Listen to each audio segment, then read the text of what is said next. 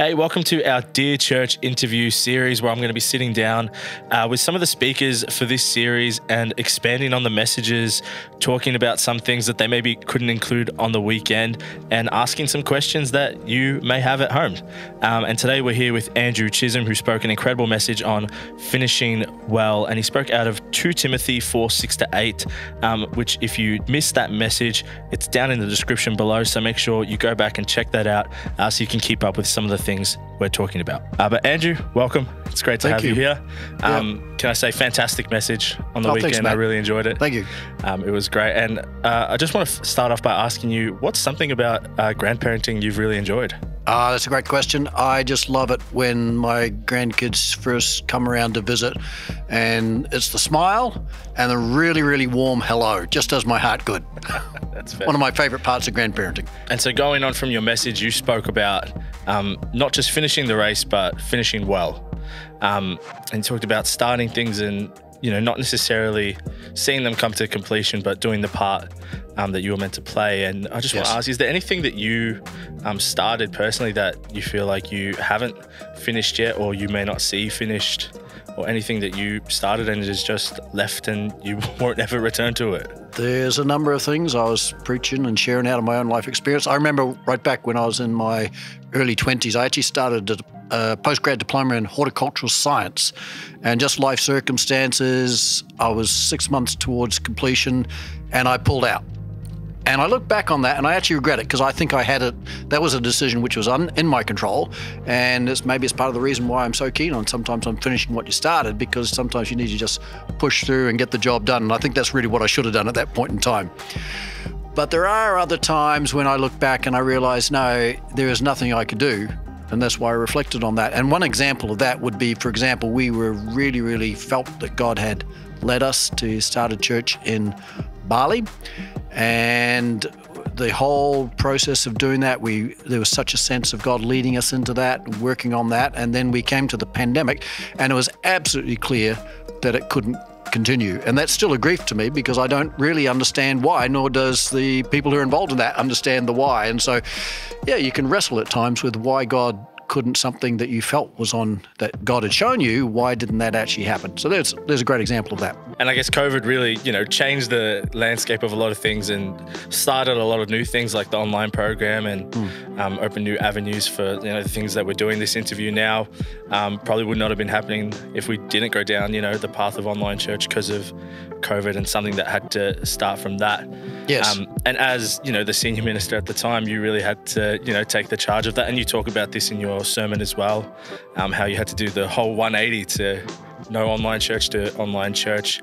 I guess a lot of leaders may not have the humility to be able to go, I was wrong. Let's turn and try something new. And well, it does take work to admit you're wrong. We're all human. We all like to be right. So of course, yes, you got to work on that. Of course. And I did some research, and there's an article that talks about how a lot of leaders, 70% of leaders, don't actually finish well when they come, towards the end of their term or their leadership in whatever it may be, politicians, CEOs, managers of football clubs, etc. Why do you think that, so many leaders aren't able to finish their race well? Very familiar with the research you mentioned there, Matt, and some of the conclusions that come out of that research by Robert Clinton at Fuller Theological Seminary would be that it's a very common reason, if not perhaps one of the most prevalent reason, is the further on you go in leadership, the harder it is, in a sense, to build close relationships. And it's important to have those close relationships that you build. Mentoring relationships, coaching relationships, discipling relationships, they're necessary right through life. And as you grow in leadership, it's important to continue to build those and continue to develop a whole range of mentoring relationships around you. So I think that's one of the absolute keys to finishing well. And it's also one of the reasons why I think leaders don't finish so well, because they can become isolated in their leadership. That's really interesting that you bring that kind of light, that isolation that you get as a leader. I feel like a lot of us probably don't quite understand, couldn't quite relate to that. Have you felt in your time as the senior minister of CityLife that that's been the case, or is there certain procedures you have in place to make sure you don't go down route of definitely. isolation? And Definitely procedures in place, not procedures, policies, and a stance and a positioning of my attitude in this. I am very deliberate about making sure I have people that I am sharing with, talking with, where there's confidentiality of relationships. I mean, it's just a dynamic. Even as you get older and you go on in life, the research would show, sociologically speaking, older men tend to not have had the same depth of relationships that they've built. It's kind of been work-based rather than relational-based. So it's got to be something that you really do deliberately work on. Now, I do that both personally out of my own initiative, but also I have a pastoral supervisor external from CityLife who I can talk to about when there's issues arise. I report to a board of 9 people. There's no one else at CityLife who has that number of reports all at the same time. And there are good, robust discussions and good transparency of relationship there with the board as well on that. As well as that, I have external coaches and mentors who I talk to, and I continue to look at that, and each year I'll reevaluate and who do I need input from in this particular year. So it's a deliberate process, and it's an important process, and it does get harder the older you get because you can tend to get a bit isolated. These are in place to help you finish well and pass on the baton at some point to whoever the next person is. But what can you define as the biggest difference between finishing the race well instead of just finishing the race? What's like the main differential there that we can look out for in our own lives? When we're trying to go through our own careers and mentorships and even discipling others, where do we find ourselves? How do we see if we're just finishing the race or if we're going to finish well? I think a lot of it comes down to understanding that character has to precede achievement. Our internal success is actually the foundation on which external success, if you like, however the church or the world or however that's measured. And so it really is a foundation of character. And it's very easy in a world of social media, a world of externals, a world to build a persona or build an image. But the key question, I think, is what's the character that's in private behind that? And that's why I do think these relationships are important, because having people speak into your life confidentially is important in that. And it's focusing on, I think that's the primary difference between just finishing what you started and finishing well. Finishing well is finishing with character. The means doesn't justify the end. You could be, doing very well in any number of criteria, but if you're using abuse of power or you're using, or your life is a mess behind the scenes, then really you're not finishing well. And so that would be integral to my understanding of what it means to finish well. It means to finish with godly character. And that's what I see with Paul. He says, I fought the good fight. That doesn't just mean he overcame shipwrecks or he managed to get out of prison. I think that inner fight that you have, that battle of developing your character and getting through hard times, that's part of fighting the good fight, and it's part of finishing the race, and it's integral to keeping the faith. And I look at that word, keeping the faith, that Paul talks about, and to me that's faithfulness is a fruit of the Spirit. As much as, yes, faith is belief in Christ, but the other side of the coin there is actually a deep faithfulness ourselves, keeping the things that have been entrusted to us, and that includes our character. And so I definitely want to get to the end of my race and say, I've kept the faith, I've been faithful. Character quality. Yeah, and I guess there's a lot of hardships that come in life, and even Paul references this in 2 Timothy and earlier in the book than where you had picked up. But there's obviously a lot of different hardships that each of us face now in this more modern world. There's, the aspects of social media and online and things like that. And these hardships that Paul was talking about to Timothy, how can, we navigate this in this space of finishing well and finishing the race and keeping, good character and good faith, like you talked about? Great question. And it was what I was trying to capture in the message, that problems shouldn't necessarily just be seen as a distraction. It's the very hardships that we encounter in life which actually build character. Failure can be a failure forward. Lack of success can lead to a leaning forward into something which becomes even better than what you're aiming at before. And a lot of that is about the building of character. In fact, if you reflect on the Olympic Games, what's the purpose of the Olympic Games? Or we could say, well, it's for the individual to win a gold medal, or it's for a nation to get as many gold medals or as many medals as you can. But if you actually look at what the purpose of the Olympic Games is, it's exactly that. It's about building character and building community across nations. That's the fundamental, deeper purpose of the games. And that goes right back to the Greeks. And it really goes right back to even Paul, because Paul, knowing about the Olympic Games and their origin, he said, when he's saying I fought the good fight, he's talking about a wrestler, like in the Olympic Games. And he's got other times where he talks about that. He talks about running the race, if he wrote the book of Hebrews. And we've got to lift up the hands that hang down. We've got to strengthen the feet. That's all about strengthen the feeble knees. It's all about character in the midst of the difficulties and the challenge that we face. So I do believe there is instances, and you can see it in some of the, if you like, the legendary stories about the Olympic Games. Someone may not have finished well, but you think about that marathon runner for Ethiopia. He finished the race because he was there, because his country had sent him, so he finished the race. You think about that gentleman who his hamstring actually broke on the way, never able to get across the finishing line, but his father came out and helped him to actually finish the race. So I think there is definitely, in Paul's worldview, thinking, and attitude to life, this sense of you finish well when you finish with godly character, keeping your faith in Christ. Yeah, and I loved what you talked about with problems actually leading to the purpose, and how something that originally could be, detrimental and destroying to a circumstance completely flips it around. What I want to ask you is what happens when your problem is not knowing where or how to start, if you're stuck in a place and there seems to be no purpose and no way to get around this problem. What's some insight or encouragement in there that you can offer into that situation? I think particularly earlier on in life, and I can see this in my life in my 20s, 30s, even into my 40s, it's important to understand you can experiment. You can try things out.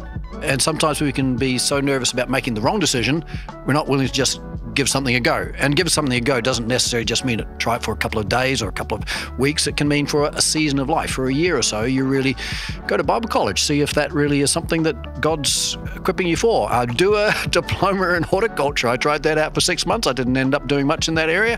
But look, I tried it out. And I think you go through this discovery process by, if you don't know what to do, give it a go and ask God to guide you in that. And I believe over time, you slowly begin to discern where the areas are that are your real strength and gifting as God's shaped you. So Paul, look at the example of Paul. He was there somewhere in the western area of Turkey, I think it was Troas, and they tried to go this way into what they called Asia, which is really modern-day Turkey. They tried to go this way. They tried to go this way. So he wasn't waiting until he got a dream or vision from God to do something, but as he's on that journey, God speaks. You think about Moses. Moses is out there in the desert. He's open to God. He saw the burning bush, but while he's in that desert place, he's still being faithful in what God's already called him to. So I think there's two dimensions here. Being faithful in what we've already called to until we get clearer understanding, but also being willing to discover and experiment and try new things. That's awesome. And you talked about in the message as well, different keys and factors, and you had 4 different points there. And one that really stood out to me was figuring out what your base is compared to what the phase that you're in. I think that relates to what you just said before about, give things a go, try. You might find, your strengths and skills over time and really lean into where you are. But what's a step that we could take to figuring out the difference between what our base may be compared to the phase that we are in? How can we work out where our foundations kind of lie when we aren't sure what we're meant to be doing or where we are? That's a whole message in itself. Discerning God's will for our life, if you like. But I do think, even in the message, I hinted at some answers to that. I think one of the powerful things is journaling, and journaling your own devotional relationship with God, because as you journal, you get something that you can refer back to, and you begin to see, and I've seen this many times, you look back and say, now I understand where God was nudging me or how God was speaking to me in that circumstances. And so I think journaling is a part of a discernment process. We've just been talking about this whole priority importance of coaching, mentoring, discipling, having others speak into your life. I think that's also a part of the discernment process of, where's God leading you? What's our purpose? How can you differentiate when you just need to push on through to see the battle won, or when you may need to make adjustment and look at a different area? I have a little acronym. I preached a message on it. I'll summarize it very quickly. If you want to know God's will, you got to eat rice. R is for, yes, we do use our natural reasoning. I is for inspiration. That means we need to be open to God speaking to us, just as Moses was with the burning bush, or Paul was when the vision appeared to him about going to Macedonia. And then there's counsel, C. and getting the input of others. And then there's also experience, and that's really the experiences in our life, reflecting back on them and thinking about how they've been formative in shaping who we are. So I think that's a good little memory mnemonic to understand some ways of discerning God's purposes in our life. That's great. And I've found myself to be in a position at the moment where I'm doing something within, church, this job that I love and I enjoy. And it's not exactly where I started or the goal that I had in mind. And I'm still working towards the goal that I want to reach down the track of starting my own business. But I know that I may never be able to reach that goal just based on the way my life is going with now that I'm a married man and I've got a responsibility to my wife and now the house that we have to take care of things like that. And like Paul wanted to reach Spain as the end goal, but never quite made it, which you talked about. Is there ways for us to know if we're not going to quite make it to the end? And if there is, is there a way that we can, take heart in a situation or be encouraged in that situation where we know we might not make it, but this is where we are now and we can use our time well here? I think an answer to that, and there's not a complete answer, but just partially in the time that we have, is faith, as I mentioned, has two sides to it. There's our faith in God, and it's important to have faith in God, and it's important to believe in the things that you feel that He's saying to us, and important to understand that sometimes we don't quite get it right, but as long as we're open to God, we still need to exercise that faith. We still need to step out on the things that we feel God's nudging us to, like step out into it, give it a go out there. That faith element is important, but faith is also about God's faithfulness towards us, and I think that's a key thing that has become more and more real to me over life. There are things that happen unexpectedly. You cannot predict every outcome. You don't know exactly how the tapestry of your life is going to be woven. You can't always see the patterns, but we can absolutely, as Hudson Taylor said, a missionary to China, we can trust in the faithfulness of God, that He will be faithful. He'll be faithful to us, and He'll bring to completion the things that He started. And I think the key there, though, it's the things that He started. Often there's times I think God starts something in our life, like you've started this. I'm trusting God brought you into the role you're in now, Matt, and there's something in there maybe that you haven't yet seen, but God started it. And you won't see the full pattern maybe for a number of years. In fact, often I think when we're younger, we want things to happen in 1 year, 2 years, 3 years. But often I think God is sowing things into our life which are actually for even 4 years, 5 years, much longer down the track. And so it's being absolutely in the uncertainties that we have, being able to trust in Him and His faithfulness, and that He's going to bring the things to completion that He started in our life. That's great. And thank you so much for sitting down with me, having this conversation. I hope this is insightful for you watching at home, and I hope this helps expand on the message that Andrew shared on Sunday with us. If you have any questions, drop them in the comments. We'd love to reach out and answer those for you. But Andrew, thank you so much for joining me today. Thanks, Matt. And we'll see you next week for the next one.